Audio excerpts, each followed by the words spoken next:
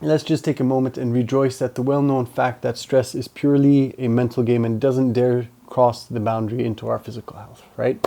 After all, these headaches, high blood pressure, and sleepless nights must be purely coincidental. The idea that our endless to-do list and constant state of overwhelm could have any real impact on our body, pure fiction, I think.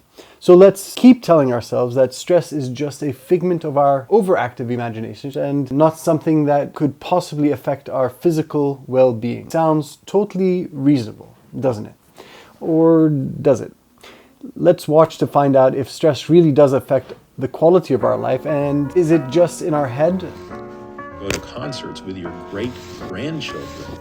That's amazing. Fear itself is a tremendously powerful lever. And when I say a lever, I mean a chemical lever. It's not that they don't get heart attacks. They just don't get them when they're 65. That a regular gratitude practice can enhance many, many aspects of our physical and mental health. I mean, there is simply no better elixir for metabolic health than being active. We always hear that people around us say how stressed they are or how much stress is affecting them.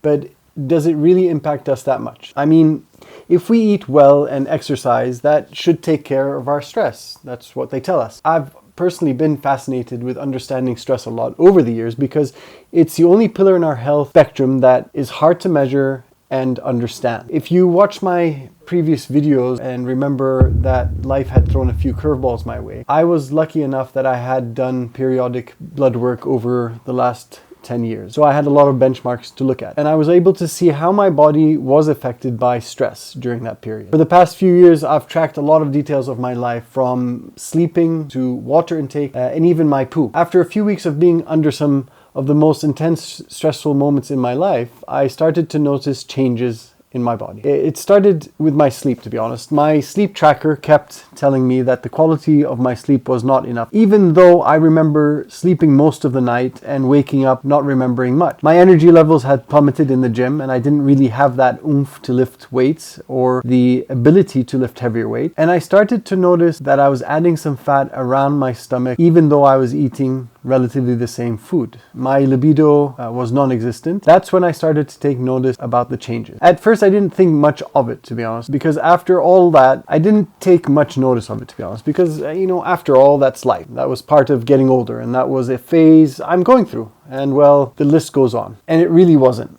I did some blood work during that time, and it showed that my hormones had taken a massive hit. I realized that maybe it doesn't have to be this way. I thought that humans were designed to deal with stress. So why would everything be breaking down at this point? I should be resilient enough to deal with it. Yes, the body is designed to deal with stress in small episodes, like a bear running after you, although I don't think that happens much these days, or trying to hunt for food. But once the danger is over, our stress goes back to normal in those circumstances. In our modern day and age, we've started to experience that stress consistently throughout the day, weeks, and months. So what I was experiencing was chronic stress that didn't stop at the end of the night. I woke up and the stress was still there, and I went through that cycle over and over again. I was constantly thinking about my parents, the added responsibilities that I had at this point, my family, my job, and the list goes on and on. So it didn't really stop. So after enough pounding, the body starts to break down. So if you are dealing with such symptoms, what should you do to be able to deal with it? So the first one, which is one of the easiest ways to do this, is some deep breathing.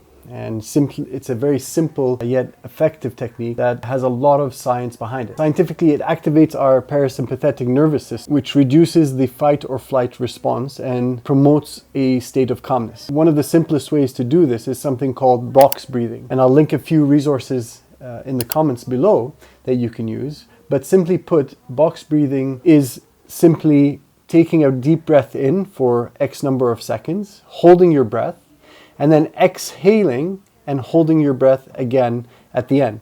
So it becomes a box visualization of that breathing technique with equal sides in terms of how long it takes you to inhale, hold your breath, exhale, and then hold your breath. Now, meditation is the other one that a lot of people use, and meditation is my nemesis, to be honest.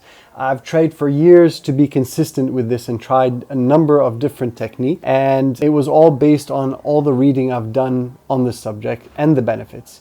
And the number of people that have said that it's changed their life really got me thinking that this is a critical skill to learn. Simply put, meditation is more than just sitting quietly. It's about mindfulness and training your mind to focus and redirect thought. Studies show meditation reduces stress hormone cortisol, leading to decreased anxiety and an improved sense of well-being. Having said that, there are a lot of different types of meditation out there, ranging from Transcendental Meditation, TM, which Tim Ferriss popularized, to chakra meditation. I would honestly try a few and see what works. I will list a whole bunch of them down that you can play around with and see what works for you, because everybody has a different way of reacting to this. One of the things that I found very helpful is something called a non-sleep deep rest, or NSDR, which Andrew Huberman popularized, and I will link a few videos of that you can do. And it simply involves listening to a voice which is guiding you through that meditation and kind of resets the system. Now, the other one that I feel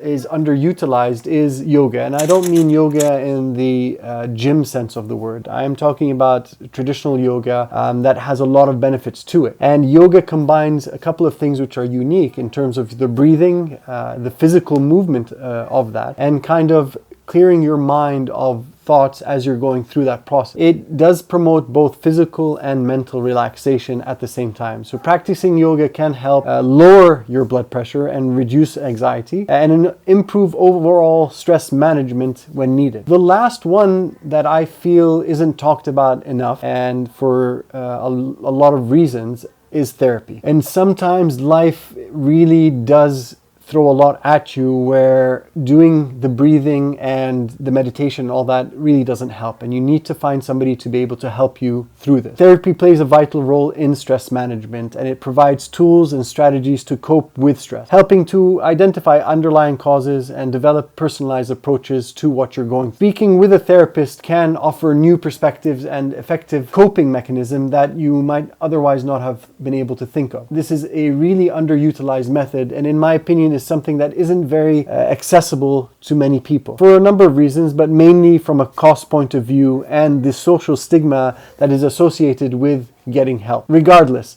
this can be the difference between depression and anxiety and living a fulfilling life. Having covered these techniques and their scientific basis, let's integrate them into our daily lives. It really does change a lot, especially when you're living a very busy and hectic life. Regular practice can transform these methods from mere exercises to powerful habits that combat stress and might avoid a lot of the diseases that we're going through, including, in my opinion, cancer. So like always, if this video helped you or shedded light on certain things within stress that you found interesting, or you know somebody that would benefit from this, please share this with them. And I'd love to hear in the comments any useful techniques that you use to fight stress. To finish this up, managing stress is essential for better quality of life. Techniques like deep breathing, meditation, yoga, and therapy are not just temporary solutions. They are fundamental practices that can significantly improve our mental and physical health. Remember, taking time to manage stress isn't just beneficial, it's crucial for your overall well-being. Thanks for watching, and here's to a more peaceful and stress-free life. I'll see you in the next video.